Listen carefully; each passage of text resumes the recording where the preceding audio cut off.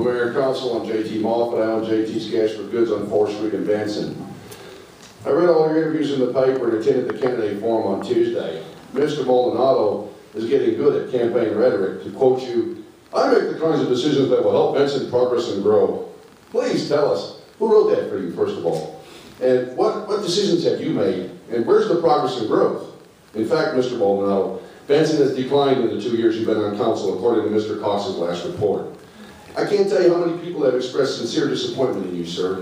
You have sold out to City Hall in the Chapter 7 codes, and in doing so have sold out your fellow citizens. The only choice you leave your own friends and neighbors is to sadly vote you out of office.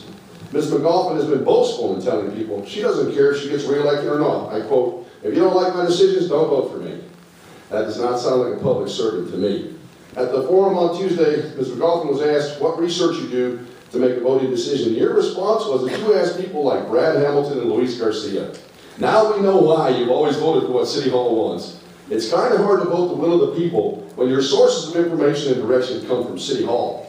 Ms. McGoffin, it's about time somebody put a spotlight on you and your voting record. You talk an awful lot about the charitable things you've done, but the only real issues facing the public that you talk about is your adamant support for the Chapter 7 codes. You as well have sold out your own friends and neighbors, ma'am. Mr. Lambert, your arrogance knows no bounds. Out of one corner of your mouth, you were quoted saying, "There are a number of issues that need to be addressed that have not appeared on agendas because of the current administration." Wake up call, Dave. You are the current administration. You could have put those issues on the agenda with just one other councilman anytime you wanted.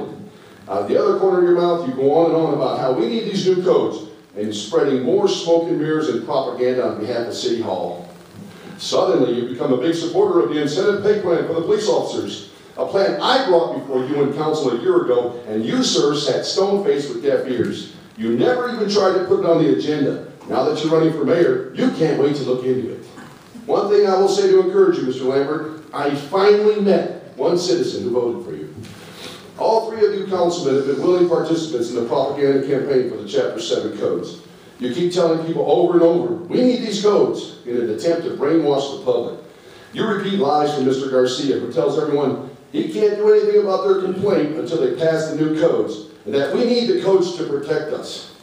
How did Benson ever survive all these decades without Luis Garcia to protect us?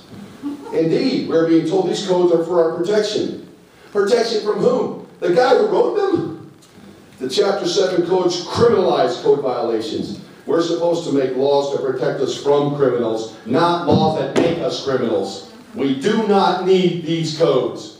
What Benson needs most is to cut spending on management salaries. We need to ease the financial burden on the citizens, not pass new laws to burden them further and take more money from them.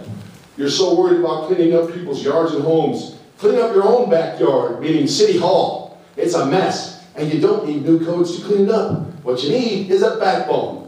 These new codes are all about power and money. You know, the city tried to raise sales tax and failed. The city tried to raise bed tax and failed. They tried to audit businesses to get more money and failed. Then someone had a brainstorm. Let's tell the people we need new codes. Luis can rewrite the code book and slip in lots of fines and costs, liens and seizures. We'll be raking in the money from the community. Heck, we can even keep the tax on food and the bed tax. And then we can afford to pay our city management even more money. Well, give Luis Garcia a promotion and a raise as a reward. You four pass this new code, and City Hall will have hit the mother load. The only way to beat these lies is to tell the truth to the public. There will be a public awareness forum on the Chapter 7 codes on March 6th at 7 p.m. in these chambers. Everyone attending will get a copy of the new codes and see and hear a full presentation on the proposed codes without Luis Garcia's smoke and mirrors and manipulation, just the truth. There will be ample time set aside for a call to the public, and everyone will have a chance to ask questions and give their opinion. I encourage everyone to attend who wants to know the truth about this quest for power and money. Thank you. God bless. Jeff Cook.